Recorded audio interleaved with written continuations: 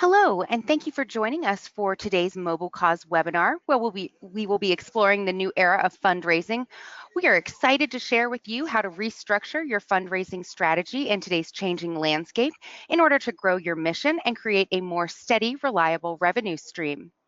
During today's webinar, we will discuss fascinating insights into what we have seen happening in the recent years inside and outside the landscaping of giving and how it has made an immediate impact on nonprofits.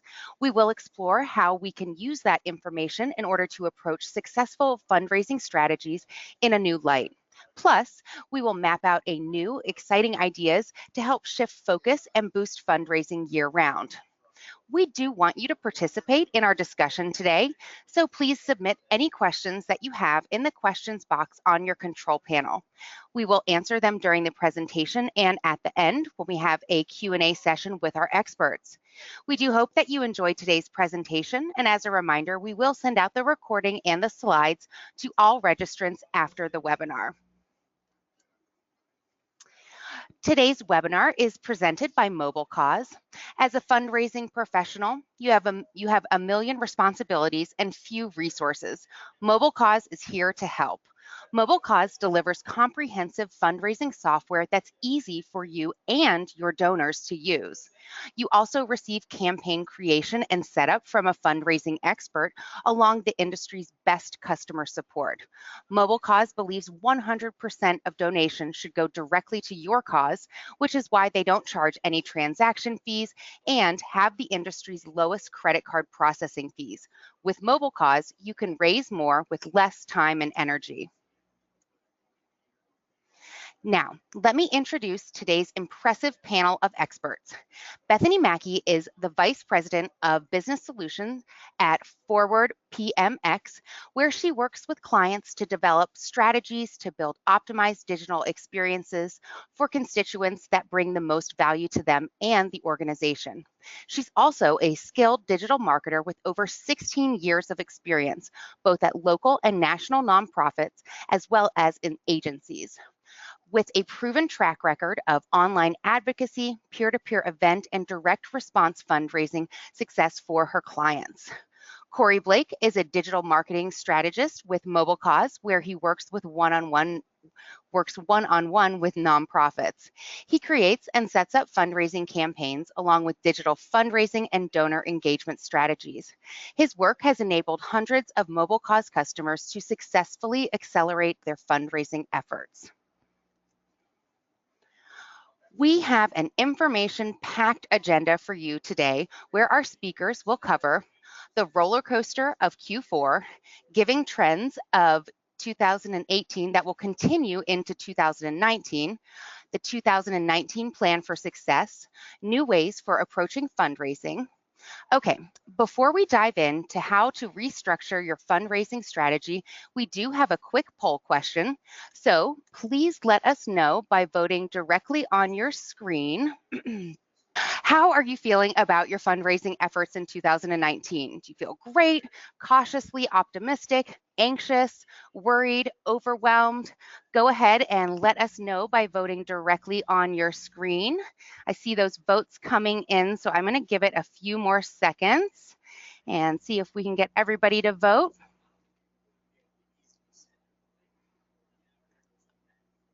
All right, awesome. Thank you guys so much for participating. I see those votes are still coming in, so we'll give it a few seconds longer. I'm going to go ahead and close that, and I will share those results with everybody. All right, super interesting. So, Bethany, are you surprised to see these results?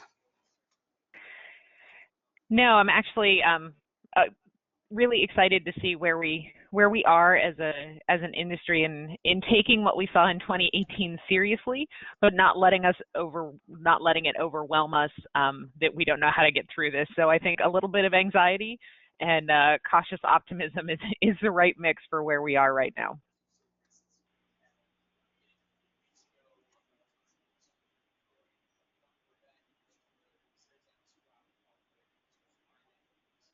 All right, so thank you guys so much for participating in the poll. would love to dive into our into the meat of our session here. So, and forgive me, we have a little bit of delay in slide advancing, so forgive me if I take a second while the slides catch up. So when we look back at 2017, it really was a banner year for the nonprofit sector. We were, 2017 was really framed up as in the sort of post-election era. 2018, we think, was a year of a different kind, and I think that we don't want to reference too much back to the election, but that really was a time when we saw the great shift in terms of activation, activism, increased donation amounts across a lot of different sub-verticals. So what we have to figure out now is when we're in 2019, is this a return to pre-election giving? So are we in that 2015, early 2016 baseline? Or is this something fundamentally different? I would argue that it is different, but I think we'll talk about how to quantify how different it is and how you plan for it. So I want to spend the next 20 minutes or so really looking at what we're seeing in the market from a numbers perspective, and we'll look at that both by channel and by sector, and then by size of organization using some of the data we have from our clients here at Forward PMX.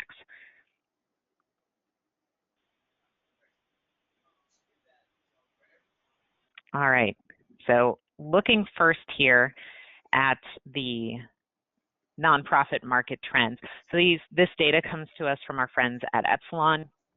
So we always are so appreciative of our partners who put together this kind of data for us. We know that we were all down in Q4, or I would say 99% of us were down in Q4, and those numbers really bear out here. So looking at Q4 2018 over Q4 2017, total gross donations down 10%, number of donations similarly down 8%, and number of donors down 8%. Q4 was rough enough that it actually changed the trajectory of the overall stats for the year, looking at down 8% and then 7% and 9% respectively for number of donations and number of donors. Similarly, when we look on the actual revenue side, average gift down 1%, so fairly steady, nothing huge. But we see this continued trend that we've seen for the last several years of number of donations per donor and the revenue per donor up just a little bit. So we see this continued trend of the folks who are in the family fold are deeply in and giving more. So we're doing a really good job optimizing our retention programs.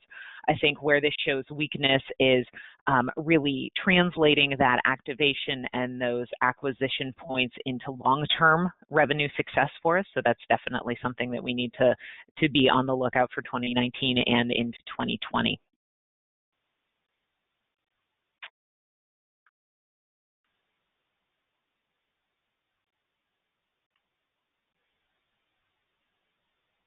All right, I apologize, having some trouble advancing the slides here. On the actual channel view of this same data, this interested me a lot as somebody who I tend to work with a lot of digital clients, and we have been really blessed the last probably 5 to 7 years of seeing just this organic growth in online giving as our consumer behavior online shifts to be more digitally centric, and as our donors in that Gen X and older category come into their philanthropic prime.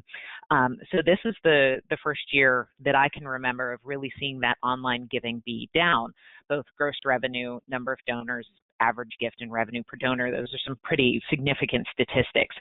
You can argue that this is just coming off of a banner activation in that 2017 timeframe, that post-election intensity online. But the fact that the organic growth still, that spike and the organic growth and how they play off of each other wasn't enough to raise this in aggregate for 2018 growth really tells us something about how odd 2017 was, and are we going to have another year like that we need to plan off of. In offline giving, we were seeing sort of, as I mentioned, the same trends that we were seeing prior, in that you have got increase in average gift and increase in revenue per donor, but the number of donors is down. So again, that deep intensity in the retention in the family fold, but acquisition not bringing as much to the table.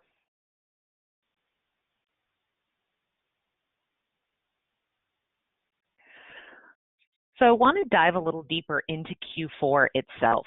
So I can't speak for all of you, but I definitely think for myself and my team, we're just starting to get over what Q4 felt like. I know that it was very intense and very roller coaster is, I think, the best way to put it. And we all felt it, but when we really looked at the data in aggregate in January and tried to quantify what happened, these charts were pretty telling. So we have very large organizations, lots of federated model clients, all the way to some very small regional nonprofits.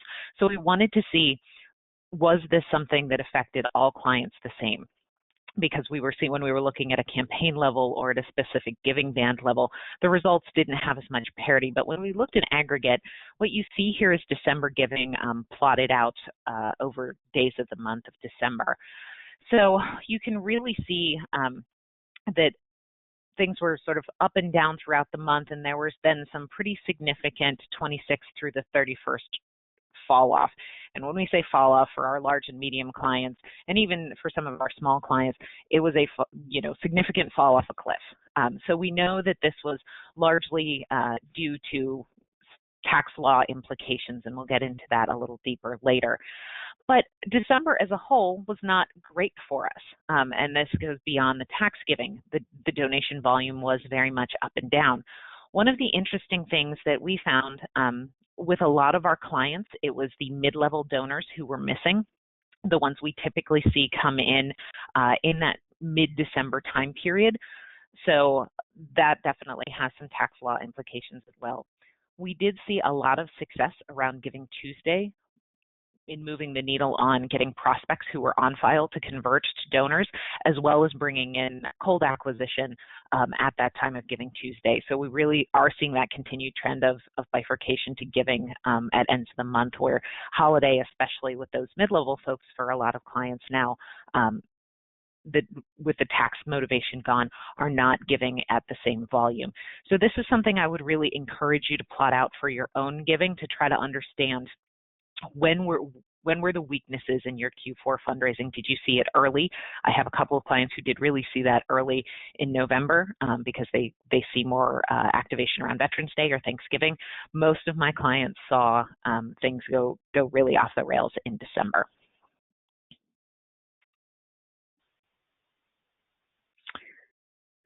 So that's sort of where we landed for the year. Retention going well. We're getting more money and more gifts per donor from the donors we have. We're seeing a drop in acquisition from a banner year in 2017. We don't know if we can lean as hard on the organic expected growth in online anymore. So we have to figure out, if those are where the numbers are, then what's the part that we don't have quantifiable donor data around? What is the landscape that these trends are playing out on now that are different than our pre-election 2015, early 2016 giving?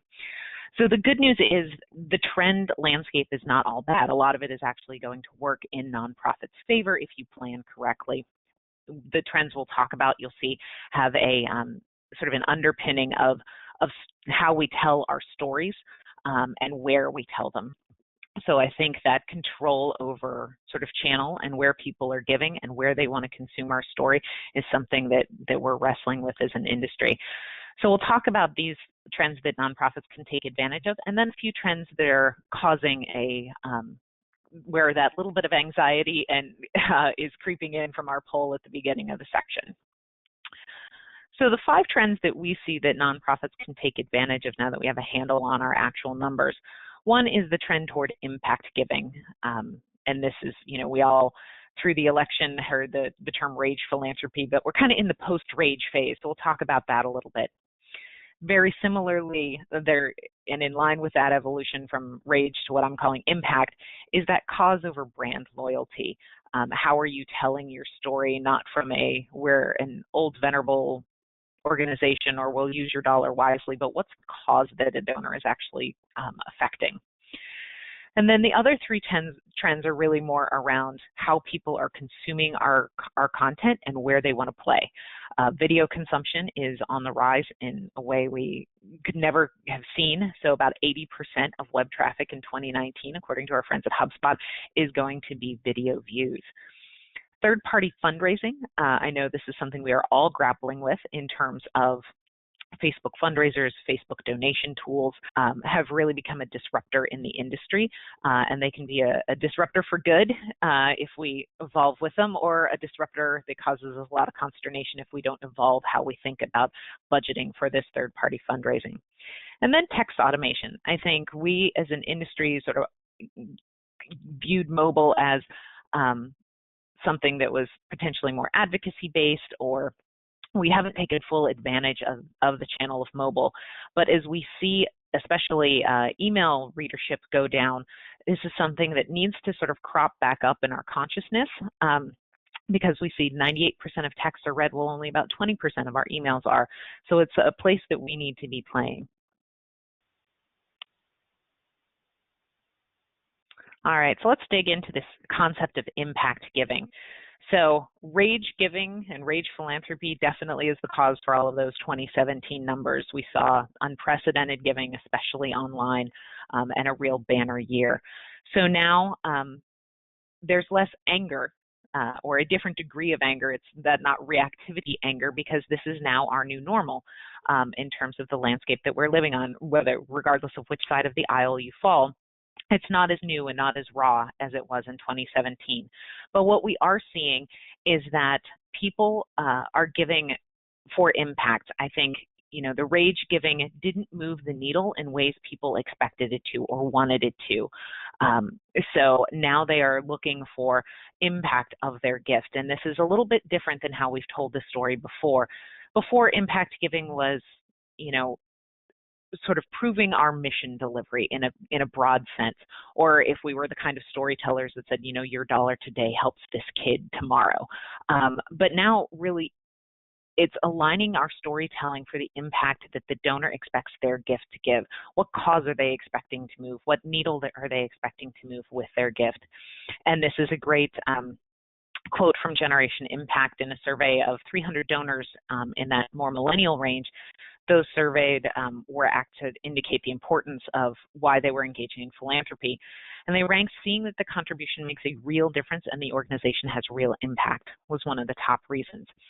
Obviously, for those of you who work in the more traditional direct response, 20s and 30s is far out of our range, but we see a lot of stats that, for the same sentiment in donors in their 40s and 50s and 60s. So really telling that story in a different way of impact is critical to take advantage of this trend.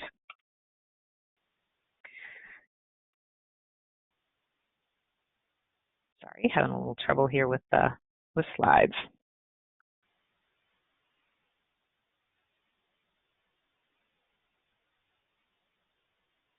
All right, so video consumption, something we wanted to talk about here. Video does not have to be hugely professional, polished consumption. When we think about the videos that get consumed online, probably fewer than 10% of them are high value production. They are more real and raw and can really give a voice to your beneficiary, which is something that is critical to that proving impact that we talked about a moment ago. So when we think about just the sheer volume of video content, I loved this stat from WordStream that, more video content is uploaded to the internet in 30 days than the major US TV networks have created in 30 years. So when we think about our television viewing over the years versus our video viewing, my husband was teasing me, I have already watched like 3 tasty videos today. So it's a ridiculous amount of content, and it's content we expect to see and be relevant in our social feeds when we go online.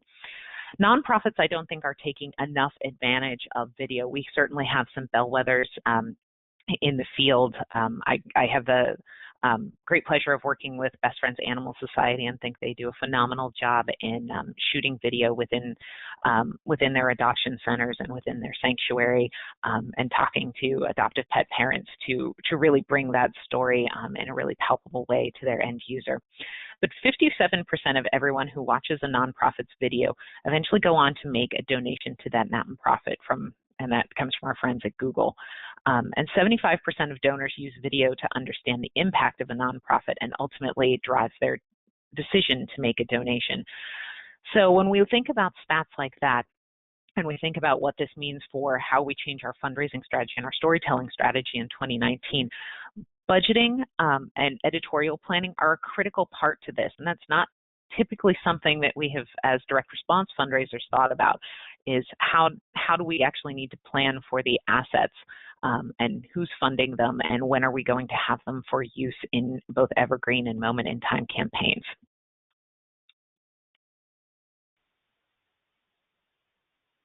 All right. Let's talk about third-party fundraising. So I don't have a client or a friend in the industry that I haven't had this conversation with in terms of what do we do about Facebook fundraisers. Some organizations are making upwards of $1 million+ a month organically because people are doing birthday fundraisers, things like that.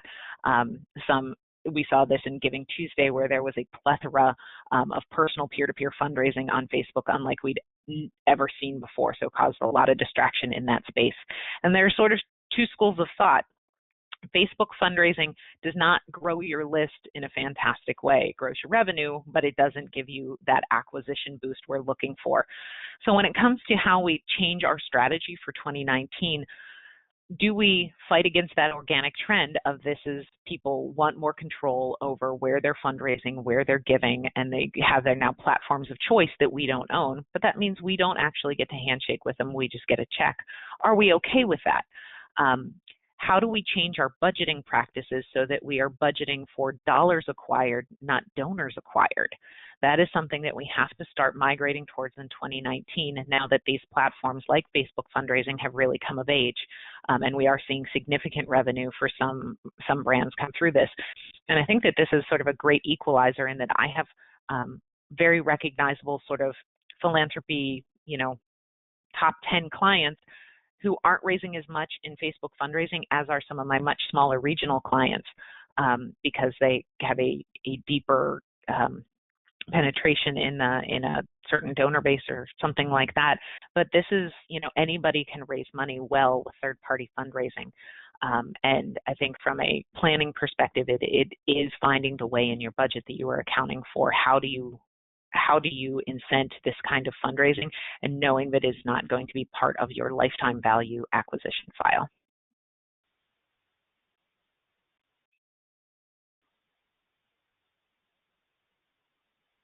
All right. So those are the good sides of the trends.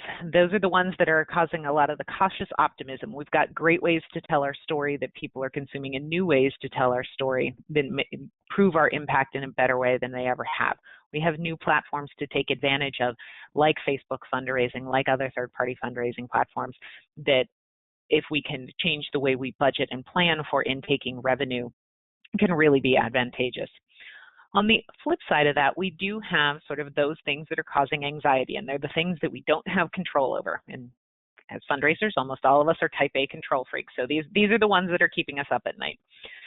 So we really identified three key ones, one being the ongoing tax law impact. We really saw that starting to come to fruition in Q4 of this past year, but the same law exists now. People might know it better. What does that mean for us in Q4 and beyond?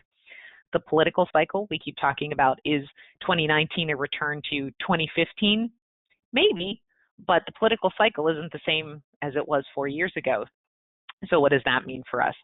And then the sort of more than normal news distractions. There are always going to be stock market fluctuations like we saw in mid-December. There are always going to be political headlines, but are they different now at the beginning of 2019 than they were even 4 years ago or even 2 years ago?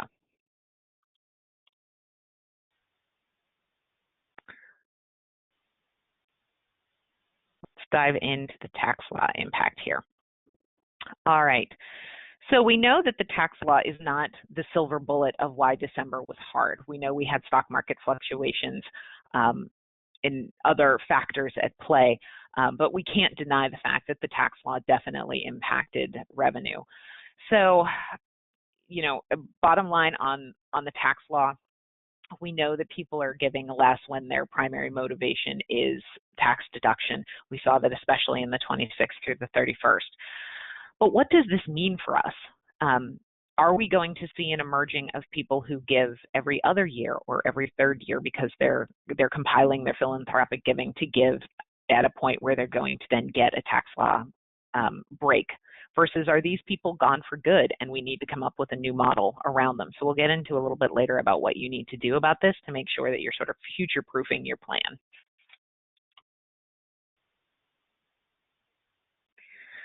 And then everybody's favorite topic, the political cycle. So we have candidates already named, we have fundraising already happening, we have big name candidates doing significant fundraising. So this is early, and we do expect that the sort of fundraising pitch that we're already seeing now is going to keep going. And it's not so much the direct competition that we are concerned with as it is just the sort of noise of the political cycle. So as we saw in 2016 and 2017, this fever pitch actually really benefited the nonprofit sector. The unknown is which verticals will it affect positively versus negatively? Are there going to be any big surprise headlines that can actually damage some of our fundraising tail off of the increased awareness of our causes? But as I say, we don't necessarily see this as a direct competition, but it's a cycle we have to fit into, especially if you work for an organization like our veteran service organizations where Election Day and Veterans Day tend to line up, or we have other points in the year. We saw big spikes around the convention time in midsummer. So if you're an organization that has marquee campaigns during that time, what's the effect that you need to make sure that you're well ahead of this year? And then our more than normal news distractions. Donors pay attention when issues that they care about are covered in the news, and they're more likely to donate after seeing or reading an issue covered in the news. But a lot of the news coverage has been usurped by sort of our unprecedented political landscape. As they say, either side of the aisle you fall on, there has been an increased coverage of the government, the presidency, and sort of the daily headlines around that. So we aren't seeing as much issue coverage necessarily that we want to use to prove out our impact on causes. So this can be a real good thing for those nonprofits that can align their story with a more politically driven news cycle. It can really hurt for those of us who are trying to align a news cycle, say healthcare stories, things like that. There is just less of that volume that we have to play with now. So as I say, causing anxiety, but not deal breakers. So bottom line, when we look at the 2018 data and where we landed, good retention, less good on the acquisition front. Are we returning to that 2015 baseline, but now we have the tax law-induced headwinds that we need to deal with? Are we dealing with it this 2019 time is a breather before election 2020 cycle? I think it's a little bit of both. So we need to really look back at what was our trend data before the election cycle. How specifically did the tax law affect which bands of donors that you expected to bring in and didn't? And then really taking that postmortem and looking how did your organization line up to giving through the last 2016 election cycle. So those are sort of the three pieces of data that you need to gather in order to be able to really get into our next topic here, which is the proactive planning. So my recommendation, look at your 2015 pre-election cycle data. What was your baseline before we got into 2016? Where did the tax law specifically affect you in December? Which band are you missing? Your mid-level donors? Are you missing your major donors? Where is your donor volume dropped in December? And then really looking at what did your 2016 look like, especially the latter half of 2016, so that you can start modeling what this is going to look like coming up. So making the most of 2019 with those sort of three big data pieces after that analysis is done for you internally. These are the things that we then start talking about once we're grounded in that knowledge of our own files and our own programs. So Q4 for most of us meant revamping the 2019 budget. So if we can't lean heavily on end of year giving, what does that mean? So we have to make the decision of, are those tax motivated donors gettable? at a different time during the year or under a different giving model? Or do we need to make up the volume by upgrading the other donors or going into a hyper acquisition mode and bringing more on file? So you have to kind of pick a lane of, for those donors, how are you going to replace that volume and that revenue? And it can be a hybrid approach between the three, but make sure that you have aligned your resources to really get specific. If you are missing X dollars in revenue from Y number of donors, what is your replacement plan for that? I think we're going to have to wait and get through 2019 to see if we see any sort of multi-year giving cycle emerge before we can start banking on that. If any of you are fortunate enough to have the budget and can actually field some donor research around that and big enough files to do so, that's fantastic, but I think most of us are going to have to wait until we see how 2019 and maybe even 2020 play out to see if that multi-year cycle emerges. But in the short term, it's really dig deep, quantify how many donors and how much revenue you need to replace, and is it going to be hyper acquisition or upgrade of current file, or a bit of both. The other thing to look at is other sort of fundraising models that thinking, and a cliched phrase, but thinking outside the box. So we know that there's always been the organic growth and sustainer programs over the last few years. Can you push that giving model even further? Do you have an installment plan that allows somebody to plan their giving in a way that's relevant to them? Is it quarterly? Is it multi-year? Have those arguments with the teams who run the budgeting infrastructure and the technical infrastructure. If you think you can get a $2,500 gift over 8 payments, make the argument for that there you need to have forms live that cover 24 months, not just 12 months. That's the kind of diligence we need to do around budgeting right now. Very similarly, creating that reliable revenue stream. So when we look at the sustainer programs that have grown organically, how do we get them to that next level? Are you putting enough budget behind actually doing the modeling of who can become a sustainer, whether it's on-file upgrade or who can you acquire direct to sustainer? Because we know that these are one of the more reliable sources of revenue. They are stickier, averaging about 9 months on file. So we want to make sure that those reliable revenue sources that we have shored up as well as we can to deal with some of those trends that we can't predict, like what's the tax law going to do to us this December. The other thing here is making sure that you are putting enough resources behind the mid-level conversation. And mid-level is different for everybody. Your mid-level program may be 1,000. I have some clients where their mid-level program starts at 10,000, but they are a very special set of donors that need a different treatment. And I usually refer to it as sort of scalable high-touch treatment. So looking at them strategically differently and what do they need. It's typically a different style of content. It's less of the punch in the gut storytelling that we're used to, and it's more of that impact storytelling that we were talking about earlier. It usually is something more personalized, and whether that's as simple as sending emails from a person versus a cover email address, or setting up even sort of a faux persona that you can send those emails from. It's doing quarterly rotational calls to those people, but those mid-level donors are stickier donors typically. So after we talk about sustainers, mid-level is the next place we look for those sticky donors. So make sure you have a handle on the mid-level giving trends in your file and have the real conversation of, are you budgeting specifically for that program?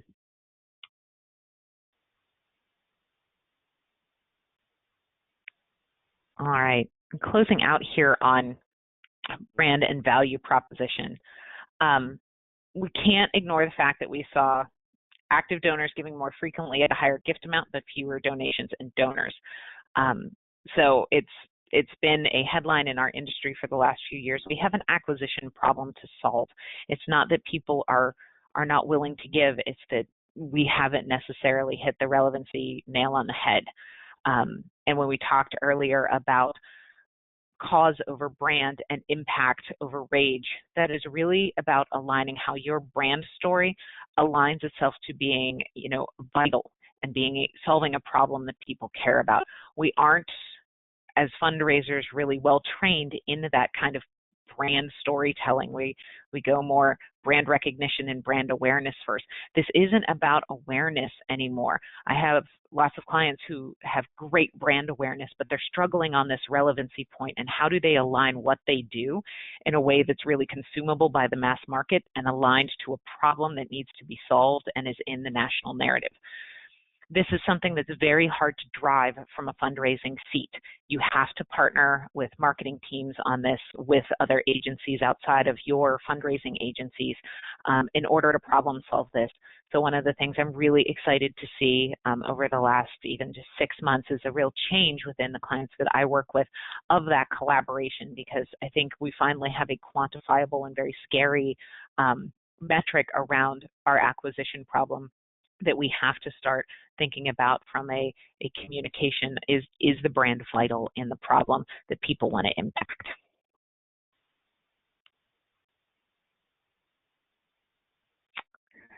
So really, to sum up, these are the 5 guiding pillars that I think we should be looking at outside of the specifics we talked about for 2019 planning. 1, having those hard conversations internally. We talked about things like reaching across the aisle to the enabling partners who can help with that brand and impact story, and really sort of evolving the story beyond just brand awareness to brand understanding as it lines up to a problem that donors want to solve. Having the hard conversations where you have the technical pieces that are limiting the offers you can make to donors, like installment giving. Then sparking awareness and building understanding. I can't stress this enough, that impact story has to be mass market consumable. We're really good at talking to people who are in the family fold in general. Our numbers show that. That's why we are getting more gifts per donor, we are getting more revenue per donor, but our overall donor numbers are declining. So we have not done a great job of making sure people understand where we play in solving the problems they care about. 3rd, identifying that constituent growth opportunity. When we think about the typical donor profile being age 67 plus and giving offline, we still see 80% on average of revenue coming in through direct mail. That means that there is huge growth opportunity to be had. Not only how do we do direct mail for younger audiences, but also how do we get into those younger audiences? And it is not necessarily the 20, 30-year-old millennial. It is how are you relevant to the 45, 55-year-old donor who is now demanding more of your brand. Consequently, pillar number 4, as you go into those different demographics, this is no longer here's my offline program, here's my online program conversation. It is, what is my media treatment for the priority audience I want to go acquire? That is all channels in a surround sound concert working together to really get you the maximum bang for your buck.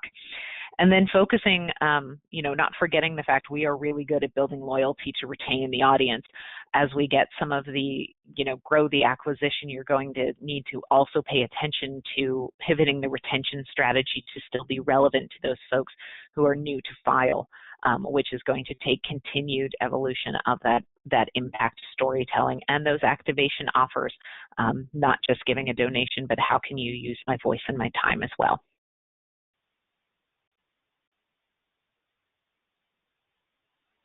Lucy, I'll hand it back to you.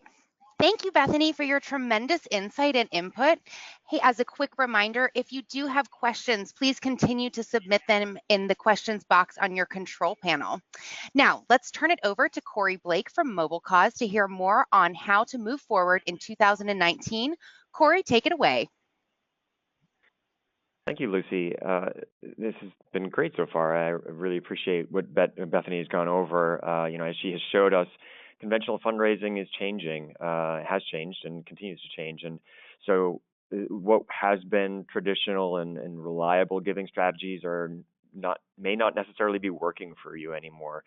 So with this new fundraising landscape, nonprofits need to rethink their methods for growth to create year-round steady revenue streams.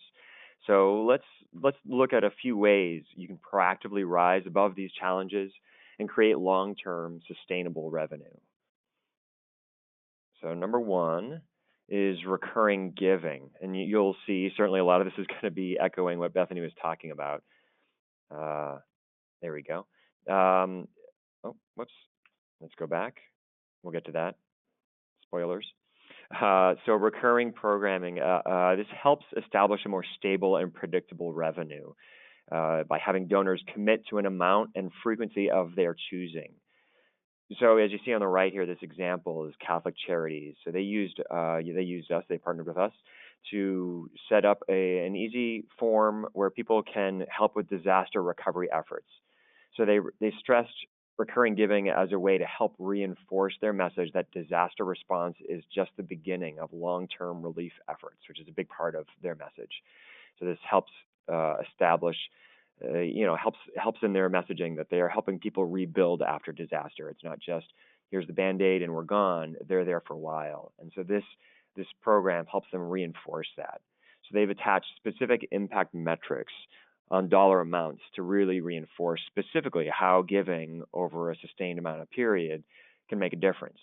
So for example, if I know as a donor that donating $25 every month gives a family, let's say, 5 meals every month, that may motivate me to say, well, I want them to eat more frequently. So I will increase and I'll switch it to weekly. And so then I know that I'm giving a family 5 meals a week rather than a month. So having these frequency options and levels that really give immediate specific impact really can drive people's motivation to give. And it can increase a donor's value by 42%. So this helps reduce single gift donors that give once and then they're gone. Number 2 here is membership, as you saw a sneak preview a second ago.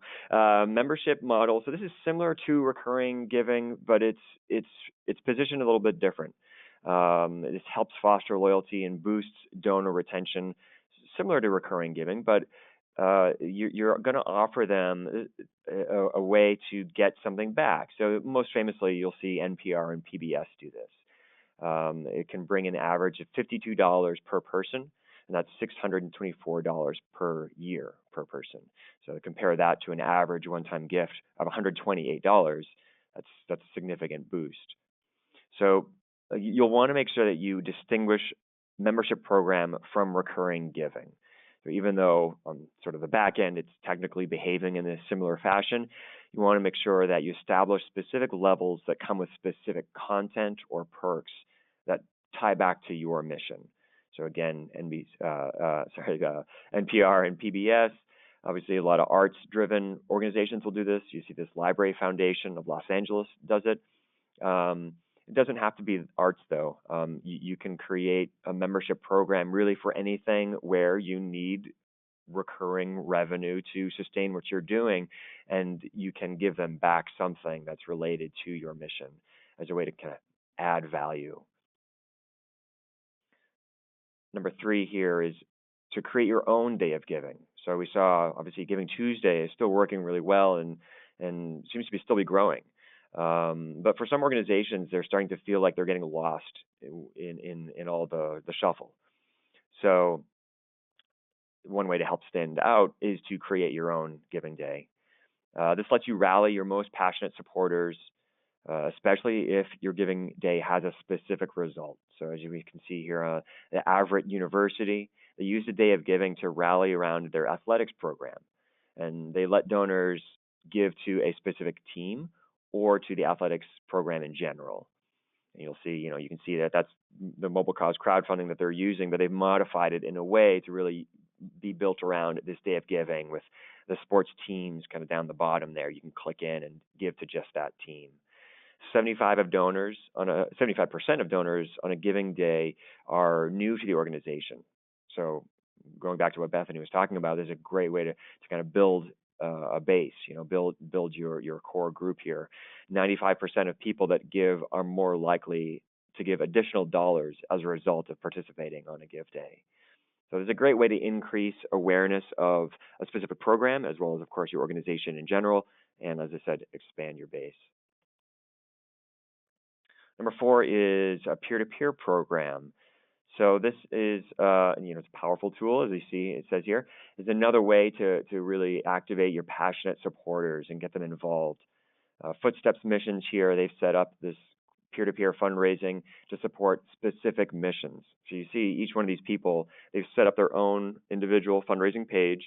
This is again through our crowdfunding platform here, MobileCause. And if you can see there, they basically, each of them are part of what we consider a team, and each of those teams is one of Footstep Missions' individual missions. So if somebody is passionate about a specific mission that this organization is doing, they're going to want to support it. And so they sign up under that specific mission and say, whatever I raise goes directly to this mission. So the average fundraiser brings $612 from 8 donors, and 5 of those donors are new. This is in this donor acquisition model. This is both the Giving Day and this can really help towards that. You'll want to nurture these donors differently because most likely they gave because their friend or family who shared it and is doing the fundraising, they care about them, and so they came through that fundraiser. So you'll want to nurture them a little bit differently to get them more familiar with your organization's story and mission, and hopefully convert them to recurring donor. Maybe they are a future fundraiser. Number 5 here is to invest in a multi-channel approach. This really, I love what Bethany said, that sort of surround sound concert idea. Absolutely. And just as people get news and entertainment from more sources than ever before, people are more receptive to marketing communication that reaches them in more channels and the channels that they prefer. So everybody's going to sort of pick and choose the mix of channels that they like. I tend to gravitate toward Facebook, email, and text. Somebody else may be more into direct mail, Twitter maybe, and email. Everyone's going to have their own personal kind of flavors that they like. You'll want to integrate as much of them as possible to make sure you're hitting as many people as possible. Each channel has its own advantages regarding visibility, immediacy, and urgency. So the more you can learn about each of them and how your story is best told in each of them or through them, the more your constituents will be engaged and ready to take action. Especially if they're seeing your story pop up in multiple channels, it's going to feel like you're just, ever present, and that the need for your organization it just feels more immersive, and they're going to be driven to take action. 35% of donors say they prefer to respond to direct mail by giving online. So again, when we're looking at generations responding to different types of communication, the direct mail having a text to donate keyword on there, or perhaps a link or both as a way to drive people to migrate them to digital is a great option. Perhaps you still have the return envelope or however you've traditionally done it, but you add this new way that may be more convenient for them. And as you can see, the stat 2, including buttons for people to click on to share through their social media feeds, increases click-through rates by over 150%. So you're just looking at each of these channels in different ways that you can engage with people and make it easier for them to just walk through the door, basically. So number 6, year-round. So obviously year-round is changing significantly, but it doesn't mean just abandon it entirely. You just want to consider adjusting the campaign and repositioning it to your donors. Focus on them becoming lifelong investors as a recurring donor or as a member, as I talked about a little earlier. So instead of just a single gift, help them realize the benefit of giving over a sustained amount of period. Segment your list as well. So when you're talking to these donors, instead of just, hey, it's the year end and everybody should give, really look deeper at what those segments are, what their past giving levels have been, and what their interests are, and give them the story that is going to most resonate to them, and then have them land on a donation form that has the giving levels that they're going to most likely be comfortable at giving. And ideally a little bit higher, but as a way to, the sort of extreme example is you don't want a millionaire to land on a donation form that has a $25 suggested giving level. You want to feed them and hand them the thing that's most relevant to them. 30% of annual giving historically has occurred on December 31st. That may be changing, but it's still the biggest giving day of the year. And so, again, you don't want to abandon it, but you want to reassess it and see, okay, obviously this isn't the end all be all, but it may be still worth doing. For universities, their end of year typically is fiscal end of year, and so they'll do it in the summer. So, that would be potentially another way to do it. Maybe you do, both. So, look at what's going to work for you, and when you're looking at your data. So that's the solutions I have for you. I'll hand it all back to Lucy. Thank you, Corey, for sharing such valuable information with us today. We hope you all are excited to implement these ideas to help create a solid continual revenue stream in 2019. Before we hop into the live Q&A, I do want to launch one more poll. If you could go ahead and let us know by voting directly on your screen. Would you like to learn more information from MobileCause? We'll give it a few seconds for everybody to vote, and then we'll get into the Q&A.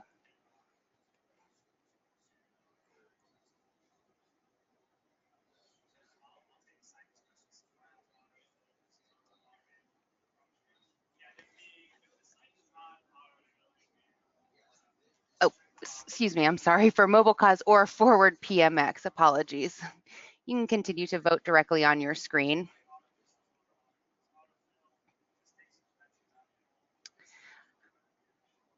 All right, while you all continue to vote, give it a few more seconds. Okay, I'm gonna go ahead and close it, and we will go into the Q&A. So we had some really great questions. Bethany, this first one is for you. Can you take a minute to discuss texting as a way to fundraise? Texting as a way to fundraise. I feel like I should throw this one to Corey, so please jump in as well. We see texting automation really as something that we want to see nonprofits get more on the bandwagon for, and that is just, it's less sort of text to give like we thought about texting in mobile a few years ago, or doing, we had a lot of peer-to-peer events that would do ad-event activation, or even like concert events, things like that, of text to give, that we're thinking about mobile more as a channel like we think about email. I think there's definitely been that evolution of text is a way we communicate in our personal lives, and it's also a way for brands to be relevant to us where we are, and we live on our phones. So it's what is the, thinking about it in both a content and engagement and activation, as well as giving standpoint of, you don't want to be in somebody's phone like every day, every hour, but what are the really relevant, timely, like, hey, we just released this thing, that we know you'd be interested in, go read it, or here's this great video of, like I just had a client who had a National Day of Advocacy, so it's like, here's our advocates on the Hill, so it's both that light engagement content, seeing boots on the ground, where their donation is going, what impact they're having, and then it's also the, hey, like I just got a text about my representative helped introduce the Equality Act in Congress a few minutes ago. Call him to say thanks, click here, from the text message. And then I'm willing to bet in about a week, it's going to be give around that thing if I activate on that phone call. So that's the kind of messaging streaming in texting that we're talking about. So think of it like any other channel where you're creating that kind of full funnel content through conversion loop. Corey, does that sound right to you? Yeah, I mean, absolutely. We have in our system, there's sort of two ways. You can push text out, which is a lot of what you were talking about, and we have that, and we absolutely, what you're saying is absolutely aligns with what we recommend. Having that sense of urgency and something that's timely is really good. And then we also have where they can text in, and so organizations will have a keyword where you text a word to a number, and then that will automatically send back a link to a donation form, or maybe it sends them to the crowdfunding platform. And so, as an organization, you want to think about what the channels are where you're going to promote them. if you're at a like a gala or something like that, that's a great way to do it. We have a whole sort of event module where you can text in, and there's a fundraising thermometer and things like that, and that's a really cool interactive way to fundraise at a moment. You can have it on signage, you can have it on radio spots and PSAs, especially when we're talking about video and how important video is becoming. Having the text to donate keyword in the lower third throughout the video is a great idea. On social media, if I'm on Facebook, it's going to be easier for me to click on a link. But if I'm on Instagram, you can't post a link. So I would have to, texting would be a good thing to promote a keyword to text. It depends sort of on how you want to bring people in. We also have texting keywords where you can just text to subscribe to get content. So, you may say, to hear about how this bit of legislation is proceeding through Congress, text whatever to a number, and then I'm subscribed to get that specific content. And so now you know that person and their number. That's what they responded to. So there's all these sort of opt-in options as well that can be looked at, and can further the impact that is being expressed. So exactly like you say, you're going to get a text saying, hey, this thing is happening and look how cool this is and how we're making a difference. And then, maybe a text or two later, it's, hey, we have this need, and then maybe a text later, it's, and here's how you can help. Click here, and any kind of combination of that. But there's definitely an arc to that path that you can build, just like social media, and email, like you said. Great, thank you both. Bethany, I think this one is more for you. How do I approach tax-related giving year-end in 2019, same as 2018 or a lesser version? Yeah, that's the million-dollar question, right? So I think it starts with the data analysis. So look at, take a couple year data set.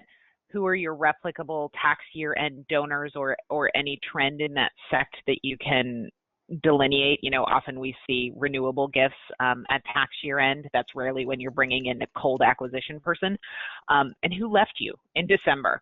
As I say, one of the really interesting things in digging through the data of my own clients that I work with is that some of them kept their really high-end donors, their $10,000 plus, those people who are given at 10:30 on New Year's Eve night, but they lost their sort of 500 level donors. So the people who were giving a few $100s to many charities to get across the line. So you really have to dig deep into your own data. There isn't one answer to this, but the key thing you have to figure out is who is missing, and from there then you can answer what the plan should be for 19.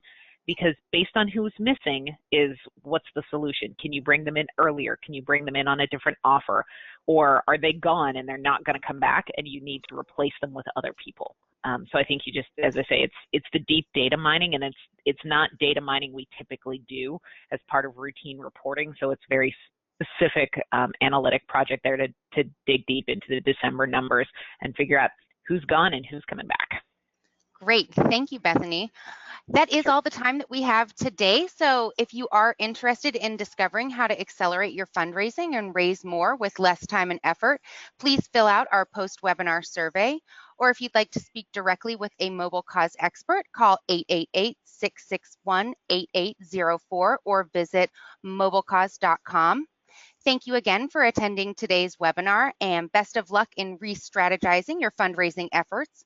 We look forward to seeing you again next month when we talk about storytelling and creating authentic content for your nonprofit. Have a great day.